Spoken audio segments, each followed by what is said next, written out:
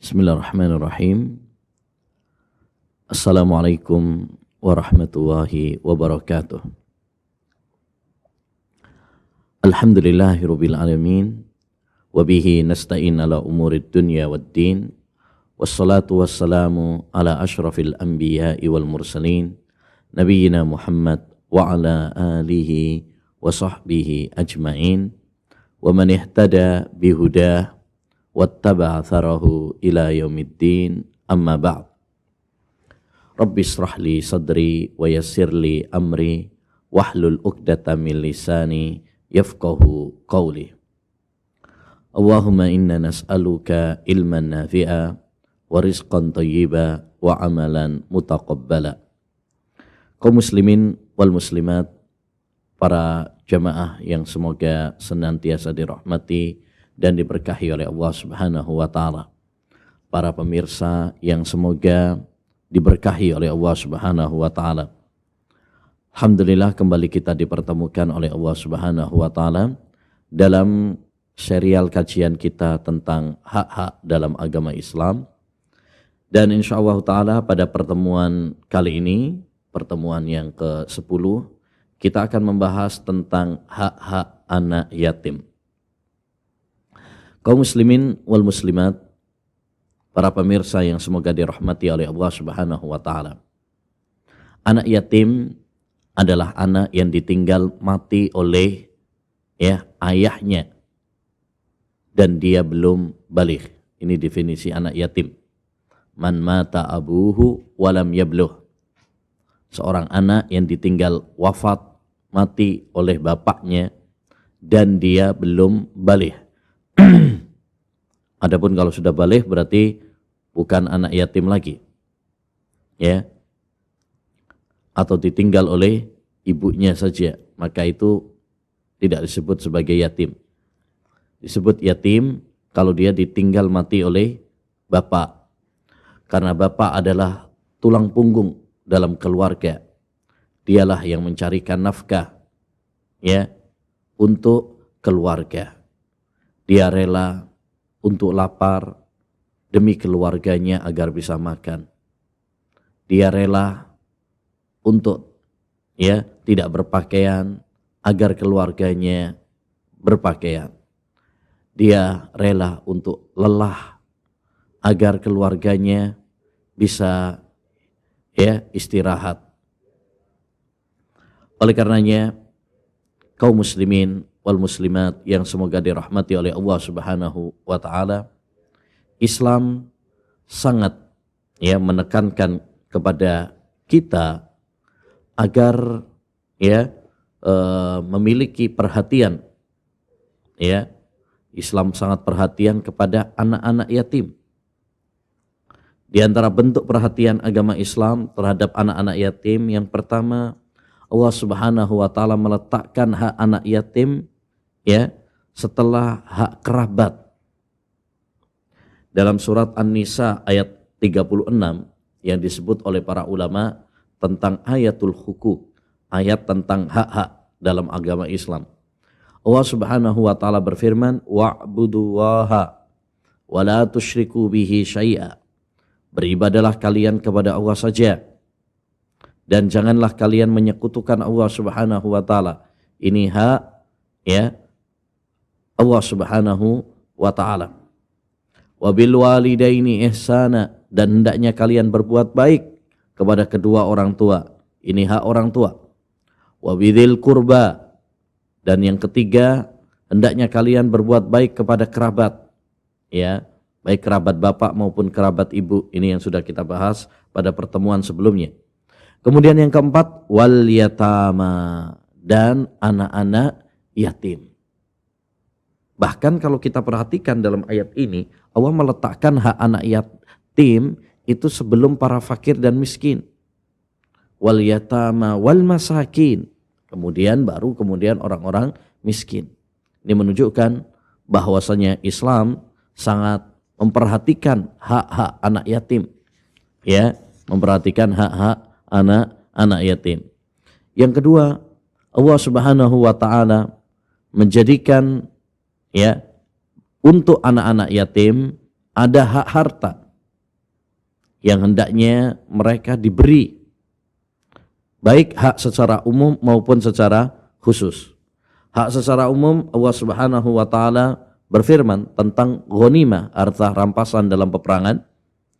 Pada surat Al-Anfal ayat 41, Allah mengatakan, wa'lamu annama ghanimtum min syai'in. Ketahuilah bahwasanya dalam harta-harta ghanimah kalian, harta rampasan perang yang kalian dapatkan, fa anna lillahi khumusahu, maka sesungguhnya bagi Allah Subhanahu wa taala seperlimanya. Walir rasuli, demikian juga bagi Rasul sallallahu alaihi wasallam. Walidil kurba, dan untuk ya para kerabat. Wal yatama, dan anak-anak yatim. Jadi Allah Subhanahu wa taala memberikan untuk anak-anak yatim hak harta. Demikian juga hak harta secara khusus. Ya, dari sodakoh-sodakoh yang dikeluarkan oleh orang-orang kaya, hendaknya ya sebagiannya diperuntukkan, dialokasikan untuk anak-anak yatim. Allah Subhanahu wa taala berfirman dalam surat Al-Baqarah ayat 215, yas'alunaka madza yunfikun. Mereka bertanya kepadamu ya apa yang mereka infakkan. Qul ma anfaqtum min khairin. Kata Allah Subhanahu wa taala, katakanlah, apapun yang kalian infakkan berupa harta, falil walidaini, maka untuk orang tua, wal aqrabin, dan kerabat, wal yatama, dan anak-anak yatim, wal masakin, dan orang-orang miskin. Jadi ya Allah Subhanahu wa taala memberikan hak untuk anak-anak yatim ini, hak harta.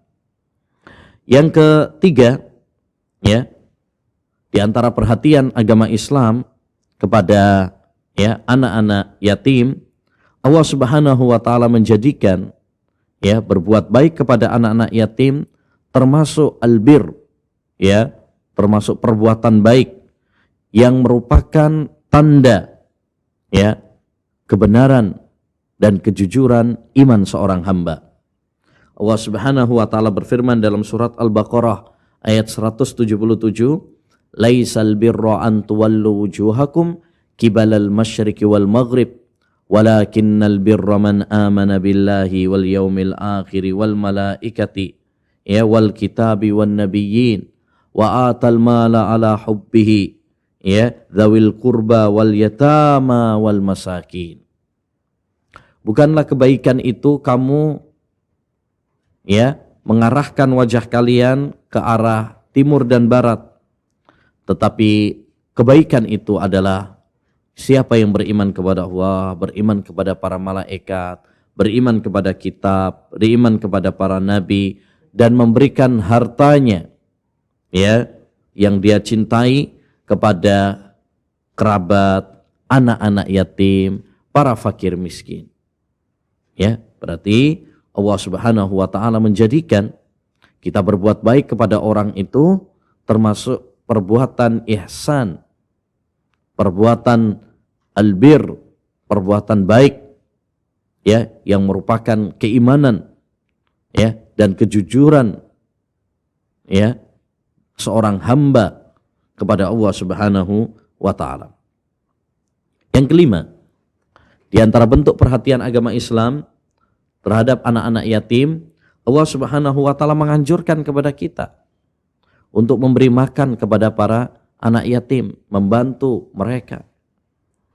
Kata Allah Subhanahu wa taala, falaqtahamal aqabah wa ma adraka mal aqabah fakku raqabah au it'amun fi yaumin dzi masghabah yatiman dza maqrabah au miskinan dza matrabah. Ya, tahukah kamu itu al-aqabah, yaitu membebaskan budak atau memberi makanan di hari yang susah ya. Seperti kalau ada yang kena bencana seperti sekarang ini, ada yang kena bencana ya, saudara-saudara kita ya yang terdampak dari erupsi gunung ya Semeru misalkan. Nah, saat-saat ini mereka sangat membutuhkan. Nah ini, maka itu lebih ditekankan. Atau orang-orang yang terdampak perekonomiannya karena ya pandemi dan sebagainya.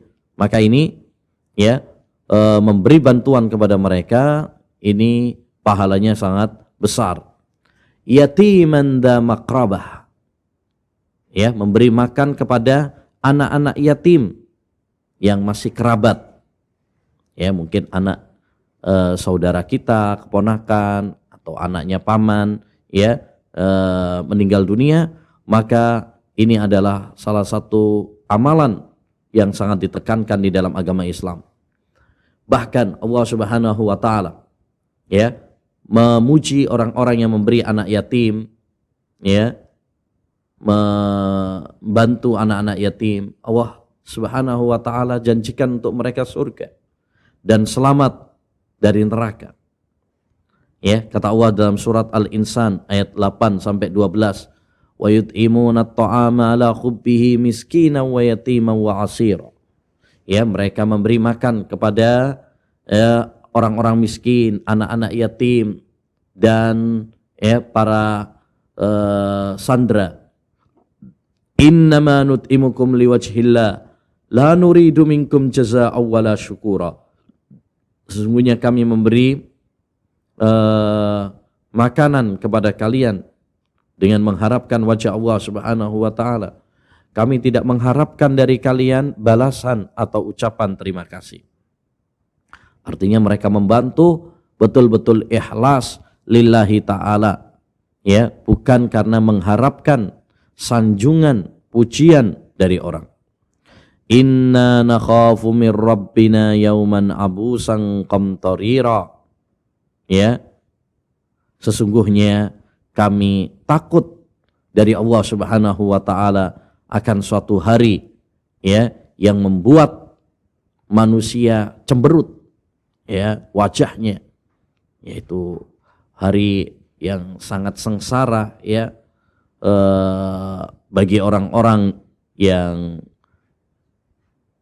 masuk neraka Allah Subhanahu wa taala. Berbeda dengan orang-orang yang masuk surga, maka mereka akan senang dan bergembira. Ya, Allah Subhanahu wa taala akan memberikan kepada mereka keceriaan. Walaqahum nadrata wa surura wa jazaahum bima sabaru jannata wa harira. Allah membalas ya mereka dengan surga, dengan sutra karena kesabaran mereka di dunia ini, sabar dalam menjalankan perintah-perintah Allah, sabar dalam meninggalkan larangan-larangan Allah, dan sabar dalam menghadapi ujian dan cobaan dari Allah Subhanahu wa taala. Ya, Allah janjikan dalam ayat yang mulia ini surga dan selamat dari neraka bagi mereka-mereka yang memberi makan kepada para fakir miskin, memberi makan kepada anak-anak yatim. Ya. Nah ini. Tidak ada kenikmatan di dunia yang bisa melebihi kenikmatan di surga. Yang kelima, di antara bentuk perhatian Islam kepada anak-anak yatim, Allah Subhanahu wa taala melarang ya dari menghardik anak-anak yatim, membentak mereka, kasar kepada mereka. Kata Allah Subhanahu wa taala dalam surat Ad-Duha ayat 9, fa ammal yatima fala taqhar. Adapun anak-anak yatim jangan kamu membentak mereka, kasar kepada mereka. Jangan.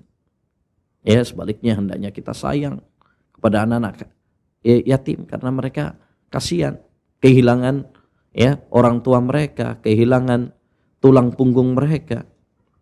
Bahkan Allah Subhanahu wa taala menjadikan merendahkan anak yatim ini termasuk perilaku orang-orang kafir yang mendustakan hari kiamat. Kata Allah Subhanahu wa taala dalam surat Al-Maun, ara'aital ladzi yukadzibu biddin. Tahukah kamu orang yang mendustakan ya hari kiamat itu? Fadzalikal ladzi yad'ul yatim. Ya, nomor satu kriterianya adalah orang-orang yang tak peduli dengan anak-anak yatim. Mereka merendahkan anak-anak yatim, kasar kepada anak-anak yatim. ya, suka membentak anak-anak yatim karena kesombongan dan kerasnya hati mereka. Maka ma'asyiral muslimin, ya, kita dilarang ya untuk merendahkan anak-anak yatim, bahkan kita dianjurkan untuk lembut kepada mereka, bertutur kata yang baik kepada anak-anak yatim. Kita doakan ya agar mereka menjadi anak-anak yang saleh, yang salihah, ya. Yang keenam, di antara bentuk perhatian agama Islam terhadap anak yatim, Allah Subhanahu wa taala melarang kaum muslimin untuk mendekati harta anak-anak yatim, apalagi memakan harta anak yatim dengan cara yang zalim. Kata Allah Subhanahu wa taala, "Wala ta'kulu amwalahum ila amwalikum innahu kana huban kabira." Surat An-Nisa. Janganlah kalian makan harta mereka ya bersama harta kalian. Ya, Allah melarang makan harta-harta anak yatim. Jangan sampai karena mereka kehilangan orang tua mereka kemudian kita zalim kepada harta-harta mereka. Ya, Allah yang akan menjaga. Allah Subhanahu wa taala yang akan melindungi harta mereka. Innahu kana huban kabira. Sesungguhnya itu adalah suatu kezaliman yang sangat besar, pelanggaran yang sangat berat. Ya. Nah, walaupun mereka tidak ada orang tuanya, tapi Allah Subhanahu wa taala yang akan menjaga mereka. Allah yang akan melindungi mereka. Bahkan di dalam akhir ayat ini Allah Subhanahu wa taala dengan tegas, ya, pada surat An-Nisa Allah mengatakan, "Innal ladzina ya'kuluna amwalal yatama dzulma innama ya'kuluna fi butunihim nara wa sayaslawna sa'ira." Sesungguhnya orang-orang yang memakan harta anak yatim secara zalim, sesungguhnya mereka memakan di perut mereka ya api. Wa sayaslawna sa'ira, dan mereka akan memakannya dengan menyala-nyala ya api tersebut di perut mereka. Naudzubillah min dzalik. Naudzubillah minan nar. Naudzubillahi minan nar. Maka ya jangan sampai kita malah ngambil harta anak yatim. Harusnya kita itu malah memberi ya kepada anak-anak yatim ini harta. Sebagian rezeki kita berikan untuk mereka, bukan malah kemudian kita ngambil harta anak yatim. Zalim. Bahkan itu termasuk dosa besar. Makanya disebutkan oleh Nabi Shallallahu Alaihi Wasallam ya dalam sebuah hadis, "Ijtanibus sab'al mubiqat." Jauhilah oleh kalian 7 dosa besar yang membinasakan. Salah satunya adalah ya apa kata Nabi Shallallahu Alaihi Wasallam? Ya, salah satunya adalah yaitu kita makan harta anak yatim.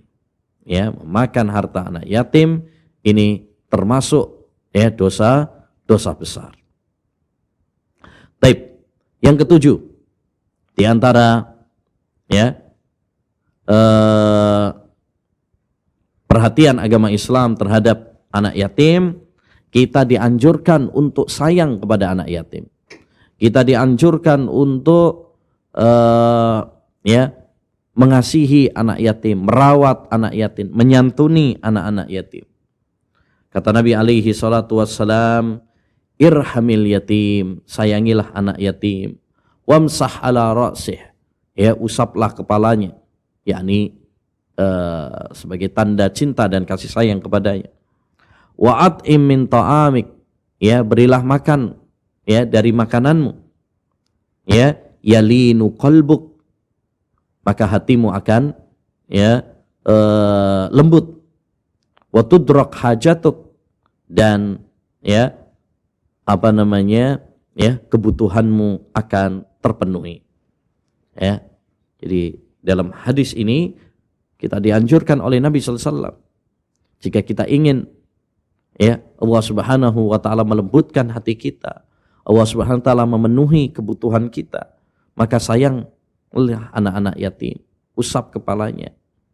Ya.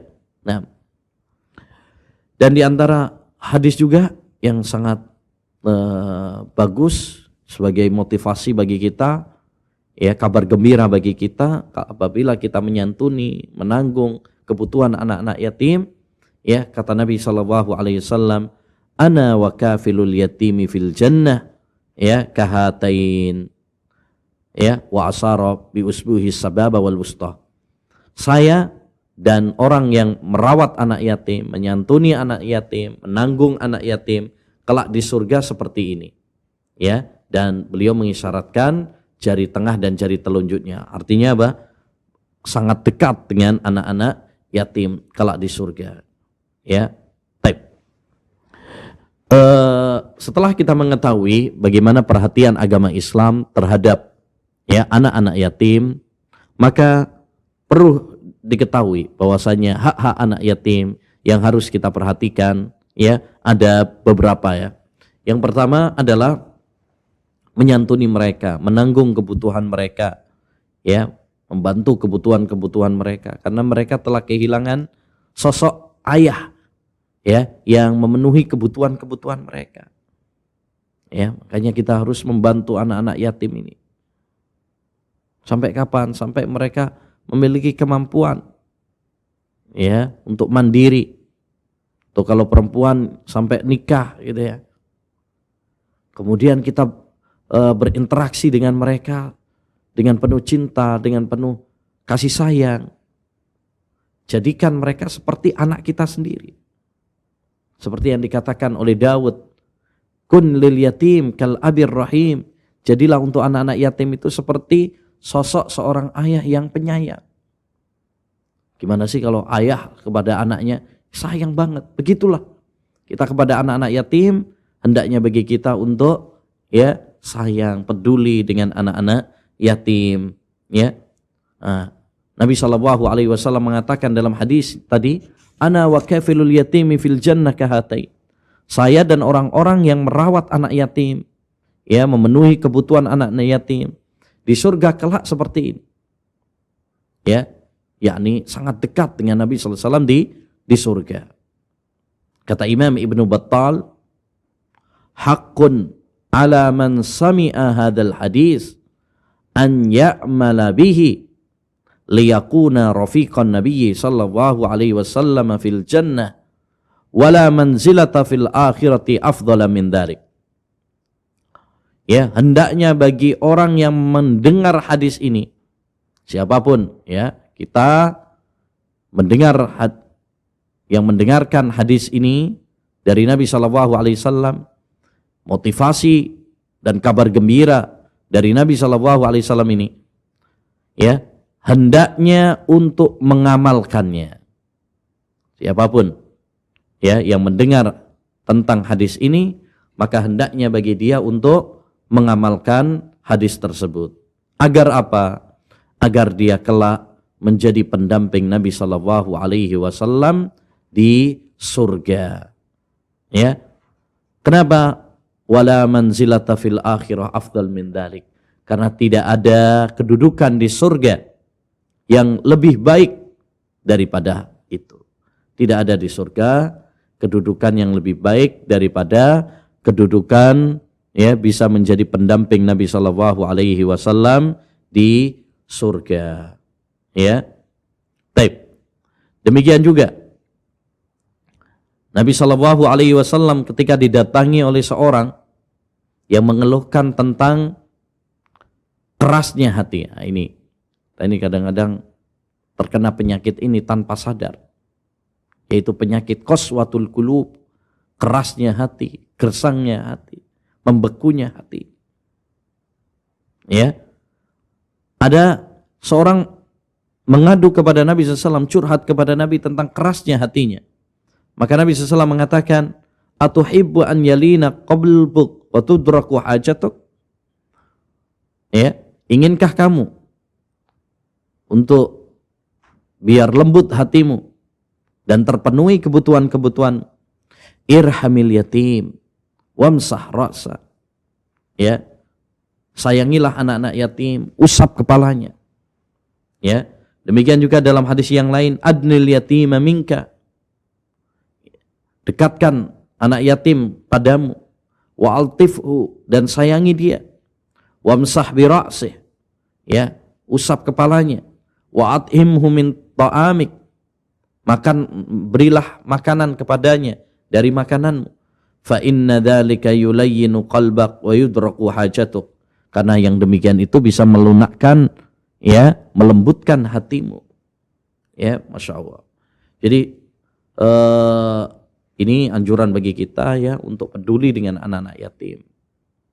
Ya, kita bisa menanggung, terutama yang dekat-dekat ya, kerabat kita, ya, tetangga kita, anaknya sahabat kita, misalkan, ya, atau setidaknya ya orang-orang yang ada di anak-anak yatim yang ada di desa kita masing-masing. Mari kita peduli dengan mereka. Ya, adakan acara-acara santunan kepada anak yatim, ya. Berikan perhatian kepada mereka, kemudian juga ya sekolahnya ya kita sekolahkan atau kita pondokkan, kita tanggung biaya pendidikan mereka. Masya Allah, ini luar biasa nih. Ya, Insya Allah kita masuk di dalam hadis ya tadi, yaitu akan menjadi pendamping-pendamping Nabi di surga. Lebih-lebih lagi kalau yang anak yatim tersebut adalah kerabat kita sendiri. Ya, entah itu keponakan kita, misanan kita. Karena apa? Karena kalau kita menanggung ya anak yatim dan itu kerabat kita sendiri, kita dapat 2 pahala. Pahala ya membantu anak-anak yatim, merawat anak yatim, dan pahala menyambung silaturahmi. Ya. Pernah Zainab, istri Abdullah bin Mas'ud, bertanya kepada Rasulullah sallallahu alaihi wasallam lewat Bilal, ayudzi'u anni an unfiqa ala zawji wa aitamin li fi hijri minas sadaqah. Apakah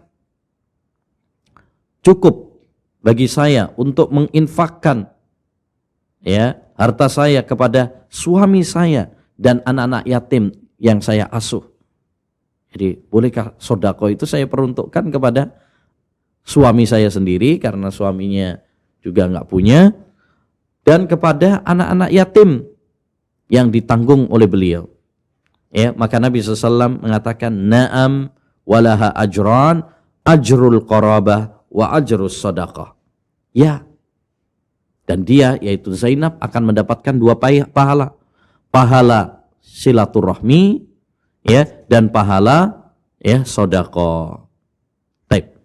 Ini hak yang pertama. Hak yang kedua, ya, hendaknya kita menjaga harta anak yatim. Ya, menjaga harta anak yatim dan tidak berbuat zalim terhadap harta mereka. Ya, tidak mengambil harta mereka, tidak korupsi terhadap harta mereka. Hati-hati. Terutama ya mungkin para pengurus panti asuhan ya yang merawat anak-anak yatim, ya, harta-harta titipan dari orang untuk anak-anak yatim, ya ini perlu hati-hati karena fitnah harta ini fitnah yang sangat besar. Ma tar'al inna likulli ummatin fitnah wa fitnatu ummatil mal. Setiap umatku itu ada fitnahnya, dan fitnah terbesar bagi umatku adalah harta. Ya, jangan sampai kita yang seharusnya memberikan harta kita kepada anak-anak yatim justru malah mengambil, menyunat harta anak-anak yatim ya secara zalim. Ya, ingat, walaupun anak-anak yatim kehilangan bapak mereka, tapi Allah Subhanahu wa taala yang melindungi mereka, Allah yang bersama mereka. Ya, Allah Subhanahu wa taala akan menolong orang-orang yang lemah. Ya. Kata Allah Subhanahu wa taala, "Wala taqrabu malal yatim illa billati hiya ahsan hatta yablugha ashuddah." Janganlah kalian mendekati harta anak yatim. Ya, soal dekati aja nggak boleh nih. Apalagi kalau sampai ngambil secara zalim harta-harta anak yatim. Ya, kecuali dengan cara yang baik. Artinya kalau kita misalkan mau investasikan dan itu 90% memang menguntungkan, nggak apa-apa. Ya, karena itu untuk kemaslahatan anak yatim itu sendiri. Harta mereka kita buat untuk sebagai modal mengembangkan harta mereka sendiri. Itu pun ya jika kemungkinan besar akan memberikan keuntungan. Adapun jika misalkan 50-50 atau kemungkinan besar tidak memberikan keuntungan, ya bahkan merugikan, maka jangan ya kita berinvestasi dengan harta anak-anak yatim, karena itu justru malah memadorotkan harta mereka. Ya, intinya jangan sampai kita mengambil harta anak yatim, ya memakan harta anak yatim, ya ini dosa besar, diancam oleh Allah Subhanahu wa taala ya dengan neraka, makan neraka, ya api yang menyala-nyala di perut mereka. Innalladzina ya'kuluna amwalal yatama dzulma innama ya'kuluna fi butunihim nara wa sayaslawna sa'ira.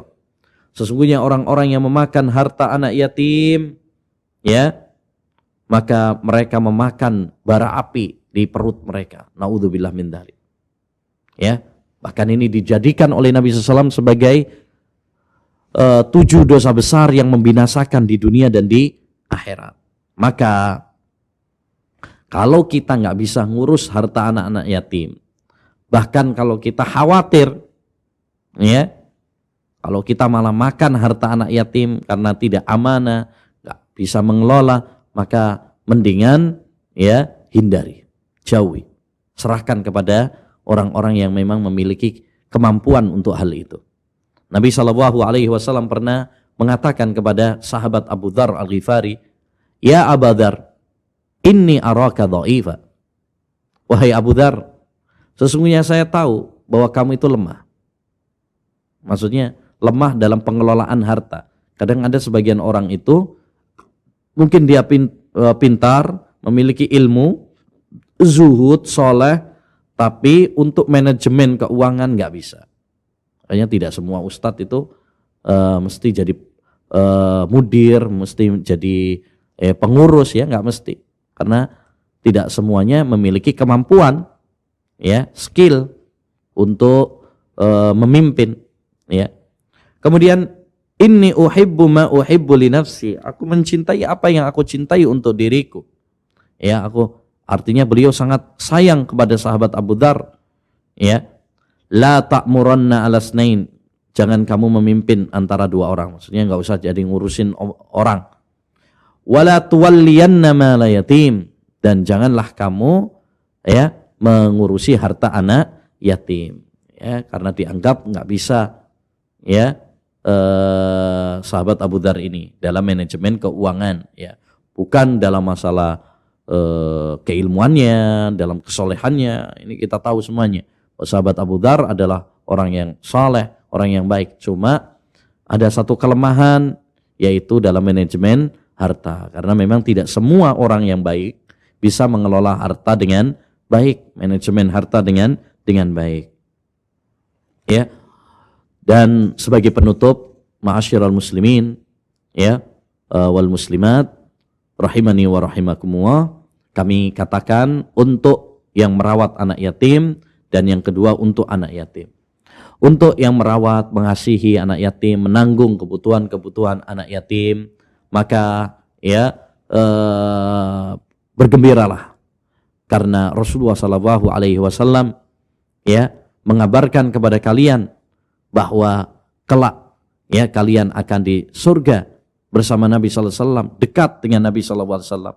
Cukuplah hal ini sebagai kebanggaan, ya, kabar gembira, motivasi, semangat bagi kita semua. Ya, demikian juga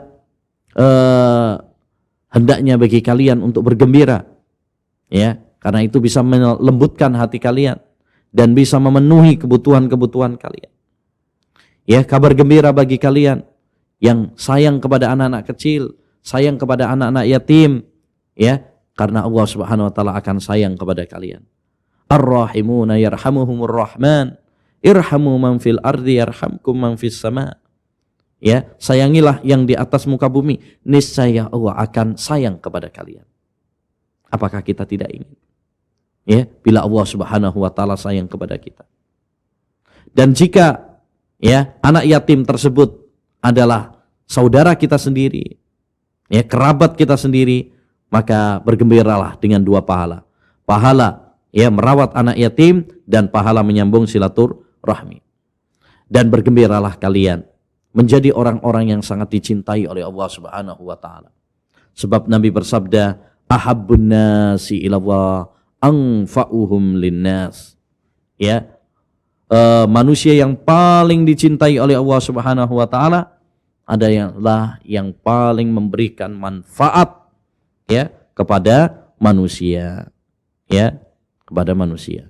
Semakin kita memberikan manfaat kepada manusia, kita akan semakin dicintai oleh Allah Subhanahu wa taala. Ya.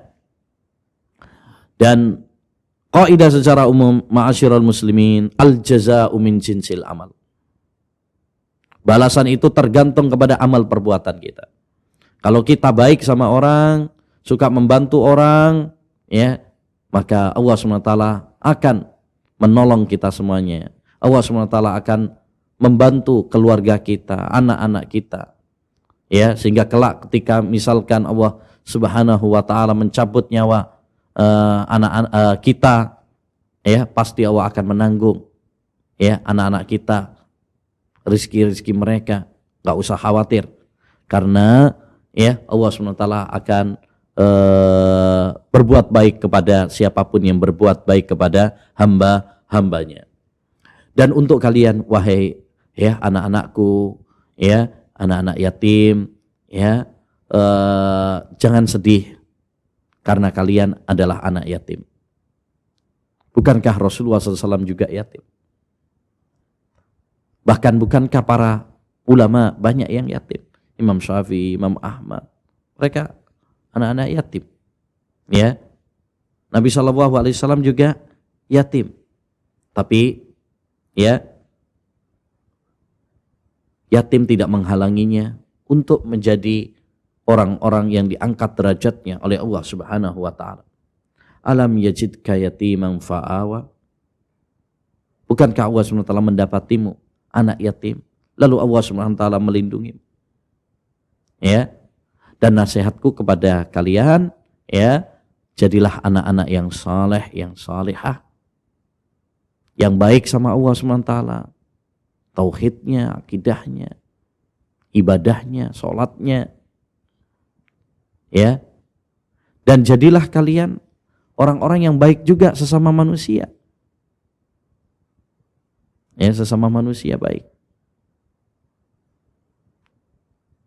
Pada orang tua, mungkin ibu masih ada. Pada ayah yang sudah meninggal, doakan. Rabbighfirli wa liwalidayya warhamhuma kama rabbayani shaghira. Ya Allah, ampuni aku, ampuni kedua orang tuaku. Sayangi mereka sebagaimana Allah menyayangiku sebagaimana mereka menyayangiku sejak kecil. Ya. Dan perhatikan adab-adabmu, akhlak-akhlakmu. Jadilah anak-anak yang baik akhlaknya kepada manusia. Ya, semoga Allah Subhanahu wa taala memberkahi kalian semuanya dan menjadikan kalian sebagai anak-anak yang saleh dan salihah, dan semoga Allah mempertemukan kalian, ya, dan kita semuanya sebagai anak-anak yang bisa bertemu dengan keluarga kita, berkumpul dengan orang tua kita kelak di surga. Amin ya rabbal alamin.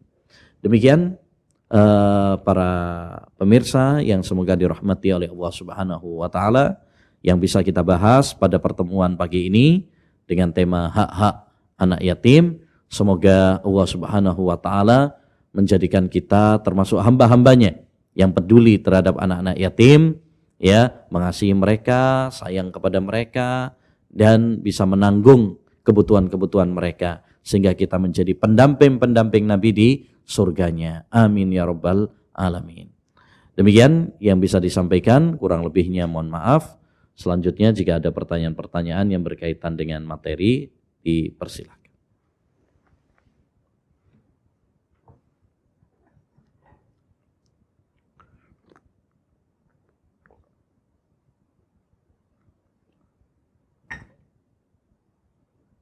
Alhamdulillahirrabbilalamin. Kita ucapkan jazakumullahu khairan kepada Ustadz Abu Ubaidah Yusuf As-Sidawi hafizallahu ta'ala atas pemaparan materi yang telah disampaikan.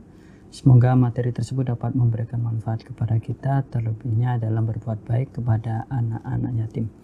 Baik Ustadz, di sini ada pertanyaan yang telah masuk Ustadz. Bismillahirrahmanirrahim. Ustadz izin bertanya, jika kita mempunyai adik yang yatim, sementara saya dan suami adalah orang yang memiliki kecukupan, apakah ada kewajiban bagi suami saya untuk membantu adik istrinya yang yatim Ustadz? Dan apakah berdosa jika suami tidak membantu atau memberi makan adik iparnya yang yatim tersebut? Mohon nasihatnya Ustadz. Barakallahu fikum.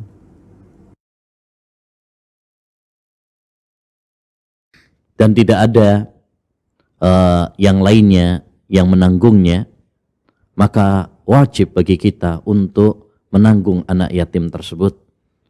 Dan haram bagi kita untuk menelantarkannya. Ya, jika kita memiliki kemampuan, rezeki, keluasan rezeki, dan tidak ada ya yang lain yang menanggungnya, ya, maka wajib bagi kita. Adapun jika sudah ada yang menanggungnya, misalkan dari saudara yang lain, ya,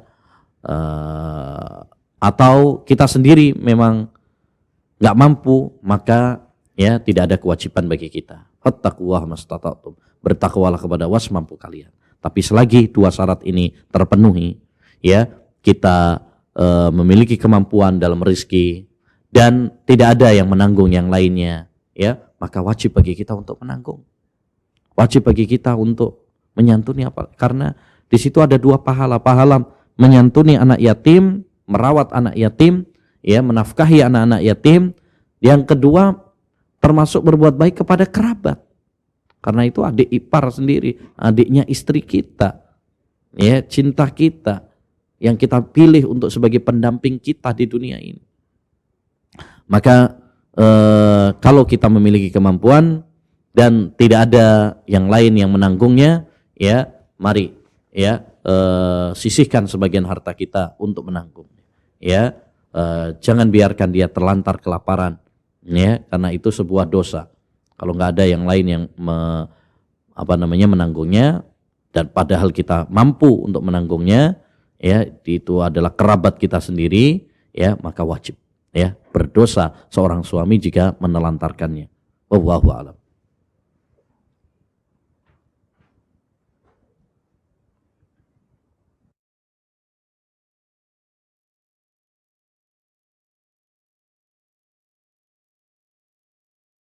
Alhamdulillahirrahmanirrahim. Semoga jawaban tersebut dapat memberikan manfaat dan semoga Allah senantiasa memberikan kemudahan kepada kita untuk membantu atau melindungi anak-anak yatim yang ada di sekitar kita. Ikhwatal iman rahimani wa rahimakumullah, kita akan mencoba mengangkat penelpon pertama kita pada pagi hari ini. Halo, assalamualaikum. Waalaikumsalam. Ustaz Banuan Ustaz Abu Ubaidah juga masih gawe ya Rasulullah Ta'ala. Ini Ustaz, dalam ini ikut himatun ayat, himpunan muslim menyantuni anak yatim dan anak terlantar.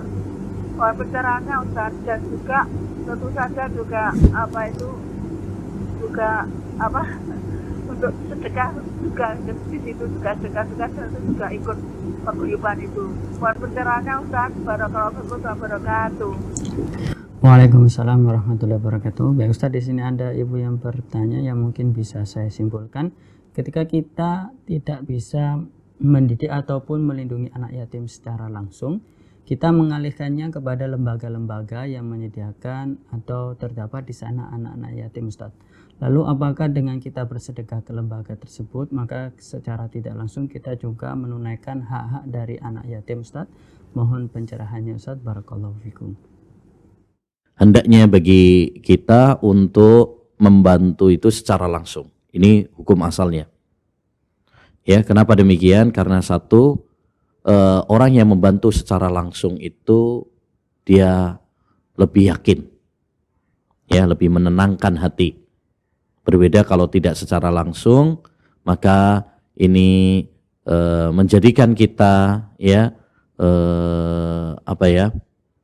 ragu-ragu, was-was, ya, apakah ini benar atau tidak, sudah tersampaikan amanat ataukah tidak. Tapi kalau kita itu memberikan kepada harta anak yatim itu secara langsung, itu lebih meyakinkan, menenteramkan hati. Yang kedua, kita bisa lebih merasakan ibadah. Kita terjun langsung, memberikan kepada anak-anak secara langsung, itu kita bisa merasakan ibadah. Ya, bisa melembutkan hati kita. Sehingga kita bisa merasakan kebahagiaan di dalam hati ini. Berbeda kalau tidak langsung. Mungkin kurang mendapatkan hal itu. Jadi, kalau kita bisa langsung, ya hukum asalnya kita bisa langsung, sebaiknya langsung. Tapi kalau memang tidak memungkinkan, ya mungkin karena sibuk dan sebagainya, maka tidak mengapa kita titipkan. Ini namanya wakilkan. Kita wakilkan kepada lembaga-lembaga yang mengurusi anak yatim. Asalkan asalkan lembaga-lembaga tersebut adalah terpercaya, amanat. Ya, mereka bisa dipercaya dalam manajemen keuangannya. Kemudian mereka juga bisa mendidik, mengasuh anak yatim dengan baik, maka tidak mengapa. Ya, jadi hukum asalnya kalau kita bisa langsung. Tapi kalau tidak bisa, cari lembaga-lembaga yang terpercaya. Ya, karena ini wakil bagi kita, ini wakil. Ya, bagi kita ini adalah wakil yang bisa menyalurkan titipan kita kepada mereka. Jadi, ya kesimpulannya kalau kita bisa membantu secara langsung, bantulah secara langsung karena itu lebih meyakinkan, menenteramkan dan juga lebih merasakan ibadah, melembutkan hati, ya dan lain sebagainya. Tapi kalau memang tidak bisa, maka tidak mengapa untuk kita wakilkan, itu tidak mengapa, asalkan betul-betul amanah, terpercaya, jujur, ya dan mereka bisa mewakili keinginan dan harapan kita terhadap anak-anak yatim. Wallahu a'lam.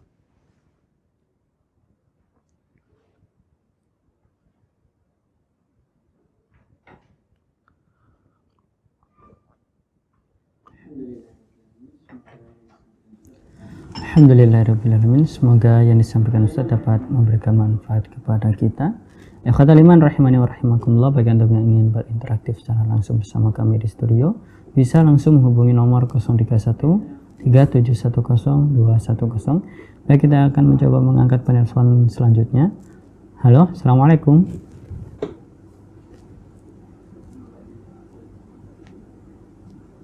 Nampaknya belum terhubung. Waalaikumsalam warahmatullahi wabarakatuh. Silakan dari siapa dan di mana?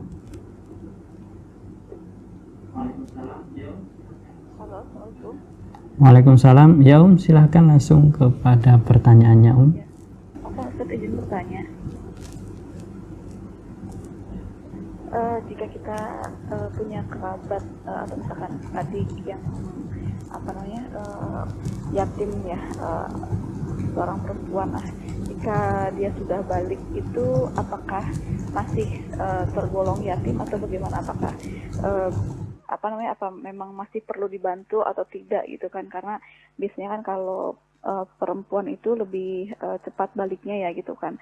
Sementara yatim ini memang tidak ada yang membiayai gitu kan, seperti itu. Nah, sebagai kerabatnya bagaimana, apakah memang harus membantunya sampai lulus sekolah, misal SMA atau bagaimana ya? Tadi disampaikan oleh Ustadz bahwa wajib membantu kerabat yang yang yatim ketika tidak ada yang membiayai dan ketika kita mampu, dan kita meninggalkannya berdosa jika kita tidak membantunya. Nah, itu bagaimana ya? Ustadz, mohon penjelasannya. Syukran, jazakumullahu khair. Baik, jazakillahu khairan. Baik Ustadz, di sini ada pertanyaan Ustadz. Ustadz, jika kita memiliki kerabat perempuan yang sudah tergolong yatim, apakah ketika dia sudah masuk usia balik, apakah dia juga masih tergolong sebagai anak yatim Ustadz, yang mana kita harus memenuhi kebutuhannya seperti mendidiknya, menyekolahkannya hingga sampai menikahkannya. Lalu apakah kita juga memang akan berdosa ketika kita sendiri mampu tetapi tidak mendidik ataupun membiayainya, Ustaz? Mohon pencerahannya, Ustaz. Barakallahu fikum. Nah, yatim, ya, anak-anak yatim secara hukum asal tadi sudah kita sampaikan, definisi anak yatim itu adalah yang ditinggal mati oleh bapaknya dan dia belum balik. Dan dia belum balik. Berarti artinya kalau sudah balik, berarti sudah tidak disebut sebagai yatim lagi. Ya, sudah tidak disebut sebagai yatim lagi. Karena biasanya kalau sudah balik, ya, dia bisa untuk mandiri. Secara hukum asal, ya, anak yang sudah balik itu bisa mandiri, ya, termasuk bagaimana mungkin dia bisa bekerja dan sebagainya. Jadi batas kita merawat anak yatim itu setidaknya sampai balik, ya, setidaknya sampai balik, sampai dia mandiri, sehingga bisa untuk mengurus dirinya sendiri, apalagi kalau bisa mencari nafkah sendiri, ya, untuk kebutuhan dia, ya, itulah. Sampai di situ berarti nanti kita lepas. Tapi kalau misalkan setelah balik masih belum bisa untuk dilepas karena belum bisa mandiri, maka tunggu sampai dia bisa mandiri. Misalkan seorang anak, hukum asalnya kalau sudah balik ya sudah. Tapi ternyata dia setelah balik pun, ya, belum bisa untuk dilepas, belum bisa mandiri, belum ada yang ngurusi dia, belum ada yang nanggung dia. Maka hendaknya bagi kita untuk menanggungnya sampai dia nanti bisa betul-betul mandiri, ya, sampai misalkan nikah sudah ada yang menanggungnya, suaminya, ya udah, berarti udah lepas tanggungan kita, ya. Nah, demikian juga anak-anak, misalkan, ya, dia hukum asalnya sampai balik sudah selesai. Tapi kalau misalkan umur 15 mestinya sudah selesai, ternyata dia masih belum, ya, belum bisa dilepas karena belum ada yang nanggung dia, ya, dan dia juga belum bisa mandiri, belum bisa ngurusi dirinya sendiri, ya, maka tetap kita tanggung, ya, tetap kita tanggung sampai betul-betul bisa untuk mengurus dirinya sendiri. Makanya tadi di dalam ayat Al-Quran Allah Subhanahu wa taala mengatakan wala taqrabu malal yatim illa billati hiya ahsan hatta yablugha asyuddahu. Ya, ada kalimat hatta yablugha asyuddahu, sampai dia betul-betul bisa untuk mandiri, bisa untuk mengurus keuangannya tersendiri. Ya, intinya batas kita menanggung anak yatim itu pada dasarnya hukum asalnya sampai, ya, dia balik, sampai dia balik. Kalau sampai sudah balik dia sudah bisa ngurusi sendiri, ya, maka sudah lepas kewajibannya. Tapi kalau misalkan setelah balik pun dia belum bisa untuk mandiri, ya, maka masih tanggungan, ya, kita untuk mengurusnya, ya, hingga dia bisa untuk mandiri, ya, begitu, ya. Wallahu a'lam bishawab.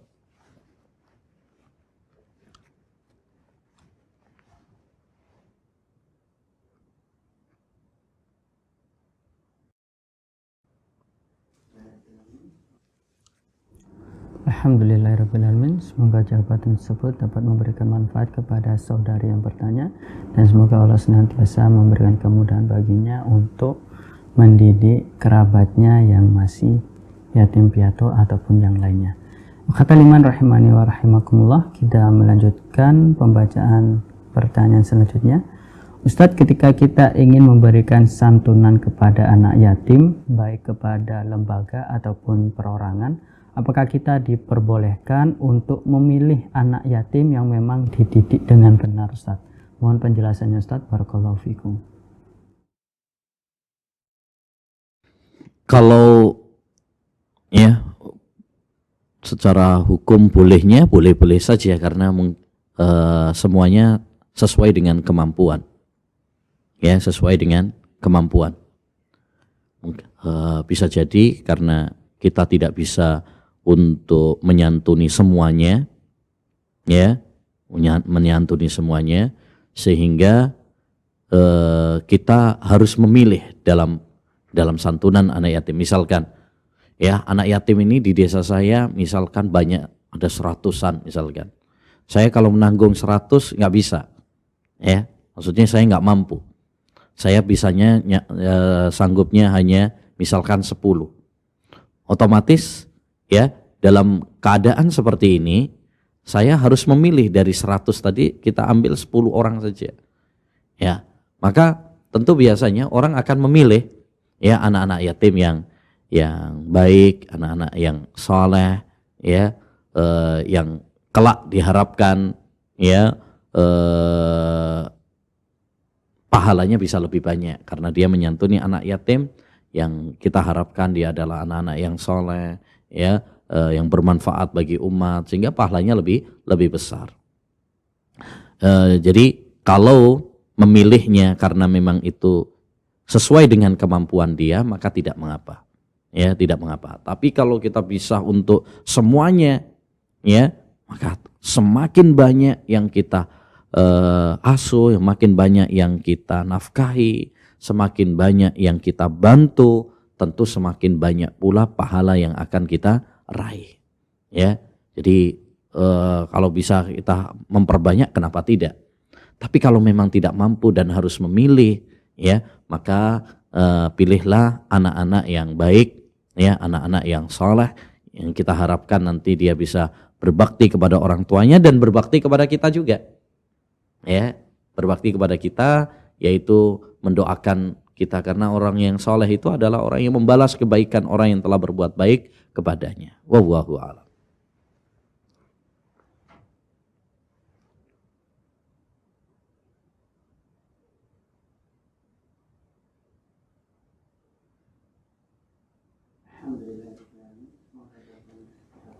Alhamdulillahirrahmanirrahim. Semoga jawaban tersebut dapat memberikan manfaat kepada kita. Ikhwatal iman rahimani wa rahimakumullah, kita akan mencoba mengangkat penelpon ketika kita pada pagi hari ini. Halo, assalamualaikum. Halo, ya dari siapa dan di mana Baik Ibu, silakan pertanyaannya.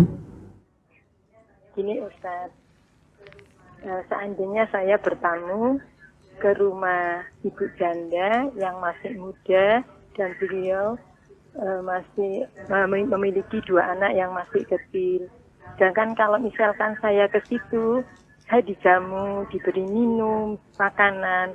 Nah, apakah saya berdosa? Barangkali itu miliknya anak yatim. Begitu Ustaz, terima kasih. Assalamualaikum. Baik Ustaz, di sini ada pertanyaan terakhir yang mungkin bisa kita ajukan pada kesempatan hari ini. Bahwasanya ibu tersebut bertanya ketika kita bertamu ke rumah janda yang masih muda dan memiliki 2 anak yatim, apakah kita akan berdosa ketika kita memakan makanan yang disuguhkan kepada kita yang mungkin ada perasaan di dalam hati kita bahwasanya makanan tersebut seharusnya milik kedua anak tersebut Ustaz. Mohon penjelasannya Ustaz, barakallahu fikum. Larangan makan harta anak yatim itu makan harta anak yatim secara zalim. Makanya kata Allah SWT, innal ladzina ya'kuluna amwalal yatama zulma. Ada kata-kata zulma. Orang-orang yang memakan harta anak yatim secara zalim. Artinya sesuatu yang bukan haknya, tapi dia ambil. Adapun kalau kita bertamu ya kepada seorang janda yang memiliki tadi anak yatim dan dia menyuguhkan kepada kita, berarti sudah mengizinkan. Ya, sudah mengizinkan. Kita makan suguhannya dia ya dengan seizinnya dia, ini berarti bukan makan harta anak yatim secara zalim. Ya, karena dia telah mempersilahkan, mengizinkan. Seperti halnya kita kalau bertamu kepada yang lainnya dan mereka mengizinkan, mempersilahkan kepada kita untuk makan suguhannya mereka, tidak mengapa karena sudah diizinkan. Begitu juga dengan seorang ibu yang punya anak-anak yatim, kalau dia sudah mengizinkan berarti bukan masuk dalam ancaman ayat tersebut. Karena ayat tersebut ada kata-kata zulma. Orang-orang yang makan harta anak yatim secara zalim. Ya, secara zalim itu misalkan misalkan dia dikasih amanat untuk ngurusi harta anak yatim. Ya, hartanya anak yatim disunat terus sama dia.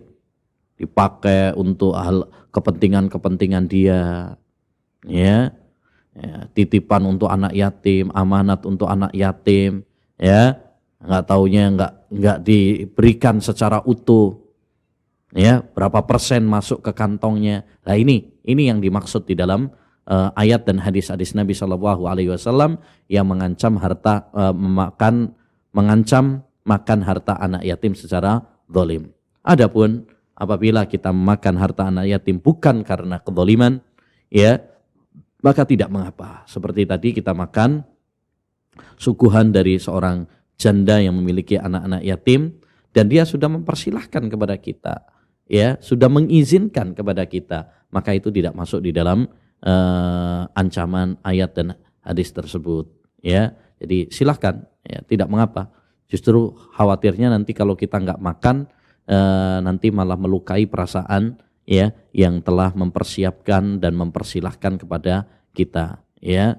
Nah, jadi tidak mengapa bagi ibu, ya, untuk memakan suguhan yang disuguhkan oleh, ya, seorang janda yang memiliki anak-anak yatim, ya, karena itu bukan termasuk makan harta anak yatim yang terlarang, ya.